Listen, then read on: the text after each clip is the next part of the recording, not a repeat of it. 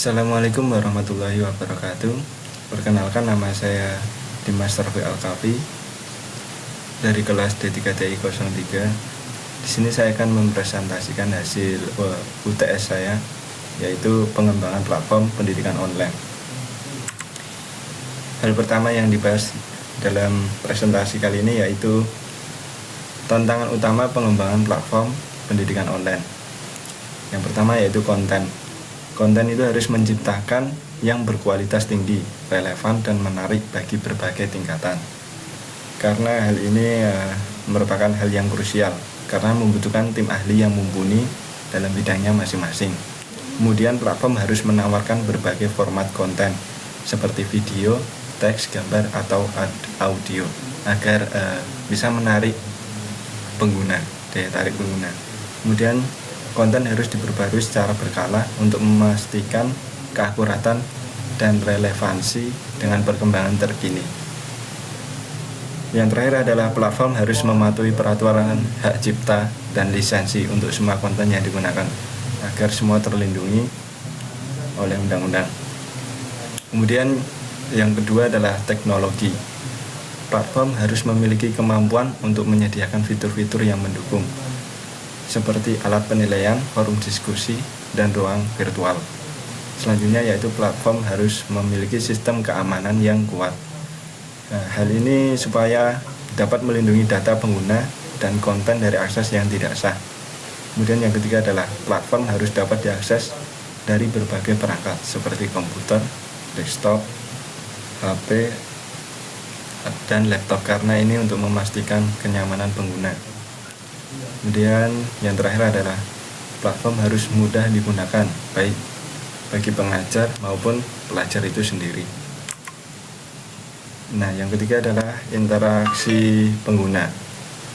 Platform harus dirancang untuk meningkatkan keterlibatan pengguna dengan menyediakan fitur-fitur yang interaktif dan menarik, seperti gamifikasi, permainan kuis, dan forum diskusi.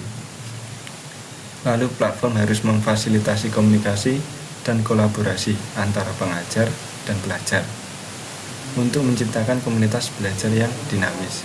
Kemudian yang ketiga adalah platform harus dapat memberikan pengalaman belajar yang dipersonalisasi berdasarkan kebutuhan dan gaya belajar masing-masing pengguna. Dan yang terakhir adalah platform harus menyediakan mekanisme bagi pengguna untuk dapat memberikan feedback. Nah, selanjutnya adalah menentukan kebutuhan belajar dan preferensi pengguna untuk menyusun kurikulum yang akan digunakan nantinya. Hal pertama yang harus dilakukan adalah riset pasar tentunya. Melakukan survei online atau offline kepada target pengguna potensial untuk menanyakan tentang minat belajar mereka, tujuan belajar mereka, gaya belajar, dan tingkat pengetahuan mereka. Kemudian melakukan wawancara mendalam dengan beberapa pengguna potensial untuk mendapatkan pemahaman yang lebih mendalam tentang kebutuhan dan preferensi mereka. Selanjutnya adalah menganalisis data pengguna yang sudah ada, seperti data pendaftaran, riwayat kursus, dan interaksi di platform untuk mengidentifikasi pola dan tren yang dapat membantu menentukan kebutuhan belajar. Kemudian yang terakhir adalah menganalisis platform pendidikan online lain atau menganalisis pesaing tentunya, karena dapat memberikan hasil-hasil untuk meningkatkan kebutuhan untuk menyusun kurikulum ini. Kemudian yang kedua, fokus pengguna. Kita harus mengadakan kelompok fokus dengan sekelompok kecil pengguna potensial untuk berdiskusi tentang minat belajar, tujuan belajar, dan pengalaman mereka dengan platform pendidikan online. Kemudian yang kedua adalah mengumpulkan umpan balik pengguna melalui survei, wawancara, atau forum diskusi online untuk mengetahui apa yang mereka sukai dan tidak sukai. Nah, ini tentunya dapat feedback dari pengguna itu sangat menguntungkan. Kemudian adalah menentukan kebutuhan belajar. Ini nomor 3, ini media sosial.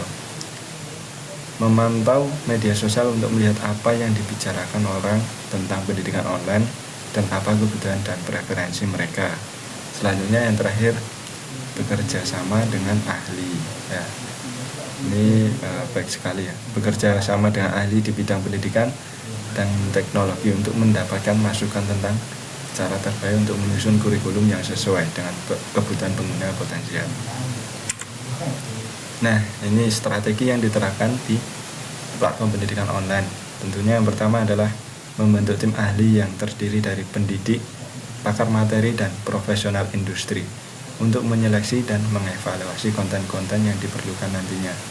Kemudian yang kedua adalah bekerja sama dengan institusi pendidikan ternama dan organisasi profesional, tentunya untuk mengembangkan dan menyediakan konten berkualitas tinggi.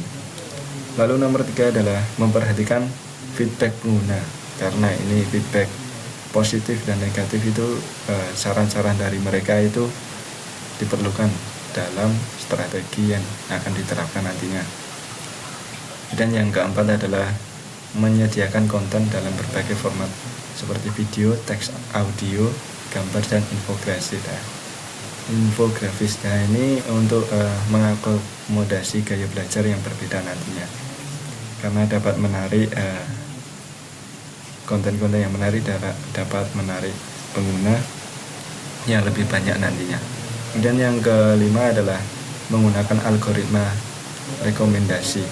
Nah, ini untuk mempromosikan konten berkualitas tinggi kepada pengguna yang tepat. Selanjutnya yang terakhir adalah memastikan bahwa semua konten yang disediakan di platform adalah asli dan bebas dari pelanggaran hak cipta. Ini tentunya untuk nanti supaya terlindungi oleh undang-undang. Hal yang dibahas selanjutnya adalah penggunaan teknologi AI dan analisis data. Yang pertama adalah personalisasi.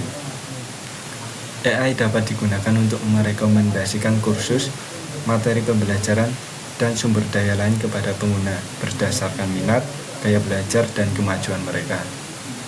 Yang kedua adalah AI dapat digunakan untuk membuat rencana belajar yang dipersonalisasi untuk setiap pengguna, menyesuaikan konten dan kecepatan pembelajaran dengan kebutuhan individu.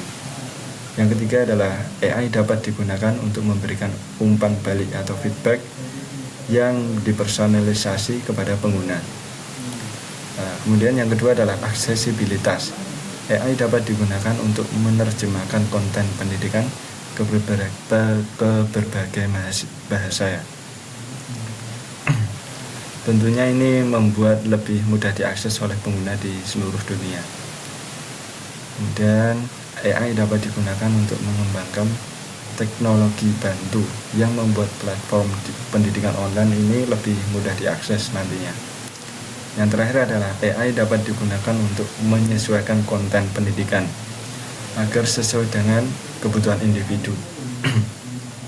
Seperti memperbesar teks atau mengubah warna latar belakang. Nah, selanjutnya adalah interaction. AI dapat digunakan untuk mengembangkan tutor virtual yang dapat berinteraksi antar pengguna.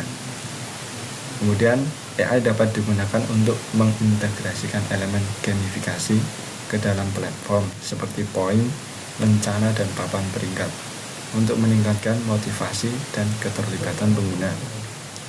Lalu yang ketiga adalah AI dapat digunakan untuk memfasilitasi komunitas belajar online di mana pengguna dapat berinteraksi satu sama lain. Nah, ini kemudian ada analisis data. Analisis data ini tentunya sangat penting karena dapat digunakan untuk memahami perilaku pengguna, mengidentifikasi pola, dan mendapatkan wawasan tentang bagaimana pengguna berinteraksi dengan platform. Lalu analisis dapat digunakan untuk mengukur efektivitas konten pendidikan dan mengidentifikasi area yang perlu ditingkatkan nantinya. Lalu yang terakhir adalah dapat digunakan untuk memprediksi kebutuhan pengguna di masa depan dan mengembangkan fitur dan layanan baru yang sesuai dengan kebutuhan tersebut.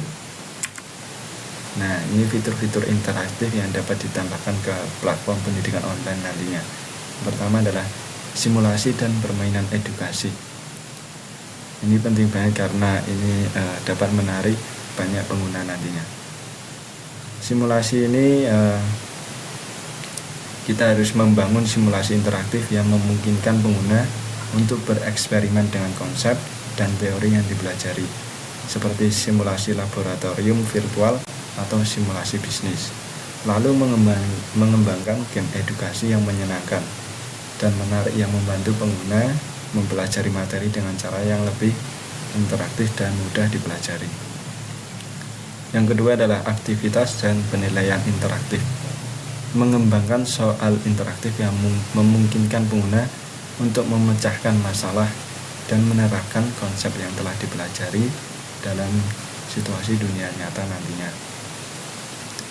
Lalu menyediakan fitur penilaian diri dan feedback balik yang memungkinkan pengguna untuk melacak kemajuan mereka dan mendapatkan saran untuk meningkatkan pemahaman mereka. Lalu yang ketiga ada alat kolaborasi dan diskusi. Memfasilitasi forum diskusi online, di mana pengguna dapat berdiskusi tentang materi yang dipelajari, saling membantu, dan bertukar ide. Kemudian menyediakan fitur chat dan pesan instan untuk memungkinkan pengguna berkomunikasi dengan satu sama lain dan dengan pengajar secara real time.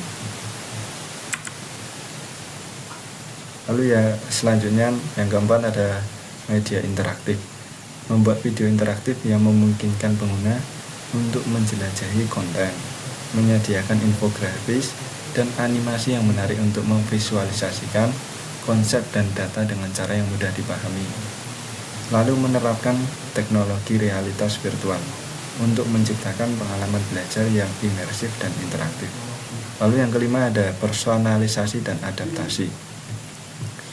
Memberikan rekomendasi konten yang dipersonalisasi kepada pengguna berdasarkan minat, gaya belajar, dan kemajuan mereka. Menyesuaikan rencana belajar dengan kebutuhan individu pengguna. Menyesuaikan konten dan kecepatan pembelajaran dengan kemampuan dan gaya belajar mereka. Lalu yang terakhir ada umpan balik dan review konten. Nah, ini sangat penting sekali karena memungkinkan pengguna untuk memberikan rating dan review terhadap kursus dan konten yang mereka ambil. Ini akan membantu pengguna lain memilih konten yang sesuai dan meningkatkan kualitas konten secara keseluruhan nantinya. Nah, strategi perusahaan dalam menetapkan harga yang tepat dan aksesibel. Ini ada 6 poin. Yang pertama ada memahami target pasar. Pelajari usia, lokasi, pendapatan, dan tingkat pendidikan target pasar untuk memahami kemampuan dan kebutuhan mereka nantinya. Lalu identifikasi apa yang dicari target pasar dalam kursus online seperti nilai, manfaat, dan kelayakan harga. Lalu ada analisis persaingan. Bandingkan harga kursus online yang ditawarkan oleh pesaing untuk menentukan posisi harga yang lebih kompetitif. Kemudian yang kedua ada struktur penetapan harga. Pengguna membayar biaya per kursus yang ingin mereka ikuti, lalu menawarkan tingkatan keanggotaan dengan akses dan fitur yang berbeda, dan tentunya harganya bervariasi. Kemudian menawarkan paket kursus yang dibandel dengan harga yang lebih murah daripada kursus secara individual. Yang ketiga, faktor pengaruh harga. Pertimbangkan nilai yang diberikan kursus seperti kualitas konten, relevansi materi, dan keahlian instruktur. Perhitungkan durasi kursus, jumlah materi yang disajikan. Lalu sesuaikan harga dengan target audiens seperti pelajar, profesional, atau pemula. Yang terakhir, perhitungkan biaya pembuatan, pengembangan, dan pemeliharaan platform pendidikan online ini. Nah, yang keempat ada strategi aksesibilitas. Tawarkan diskon untuk kelompok tertentu seperti pelajar, veteran, atau organisasi nirlaba. Buat program bantuan keuangan atau beasiswa untuk membantu individu yang kurang mampu. Tawarkan opsi pembayaran fleksibel seperti cicilan bulanan. Lalu sediakan beberapa konten gratis atau kursus pendahuluan untuk menarik pengguna yang lebih banyak. Yang kelima ada evaluasi dan penyesuaian. Analisis data penjualan, konversi, dan tingkat kepuasan pengguna untuk mengevaluasi efektivitas strategi harga. Lakukan penyesuaian harga berdasarkan perubahan pasar, tren industri, dan kebutuhan pengguna. Lalu kumpulkan feedback pengguna tentang aksesibilitas harga dan lakukan penyesuaian yang diperlukan. Yang terakhir ada model premium, menawarkan akses gratis ke konten dasar atau khusus pengantar untuk menarik pengguna dan menunjukkan nilai platform. Lalu konten premium seperti kursus lanjutan, fitur tambahan, sertifikat, atau dukungan instruktur ditawarkan dengan biaya berlangganan atau pembayaran per kursus. Nah, langkah-langkah yang harus diambil untuk memastikan keamanan data. Yang pertama ada platform harus dapat mengenkripsi data. Hal ini untuk melindungi data saat disimpan dan ditransmisikan, dan juga firewall serta sistem keamanan jaringan harus diperkuat. Lalu yang kedua ada platform harus dapat mengautentikasi pengguna yang kuat seperti two-factor authentication. Hal ini diperlukan untuk memverifikasi identitas pengguna dan juga mengontrol akses berdasarkan peran untuk membatasi akses data hanya kepada pihak yang berwenang seperti instruktur atau administrator. Yang ketiga, platform harus memiliki kebijakan privasi yang menjelaskan bagaimana data pengguna dikumpulkan, digunakan, dan dilindungi, dan juga melatih keamanan bagi staf untuk memastikan mereka memahami praktek keamanan data yang tepat. Yang keempat ada platform harus mematuhi semua regulasi yang berlaku terkait perlindungan data pengguna di wilayah operasionalnya.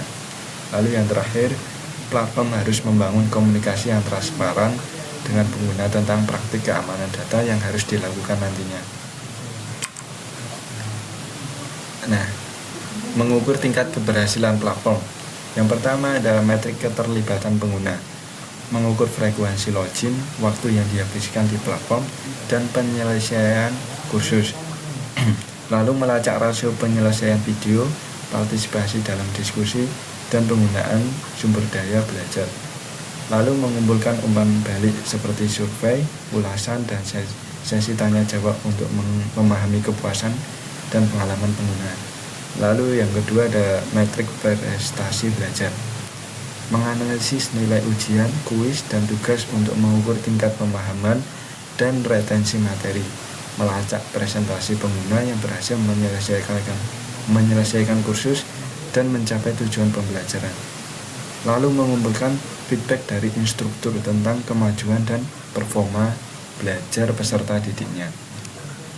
Yang ketiga, dampak jangka panjang, melacak kemajuan karir pengguna seperti promosi, jabatan, pergantian pekerjaan, atau peningkatan gaji.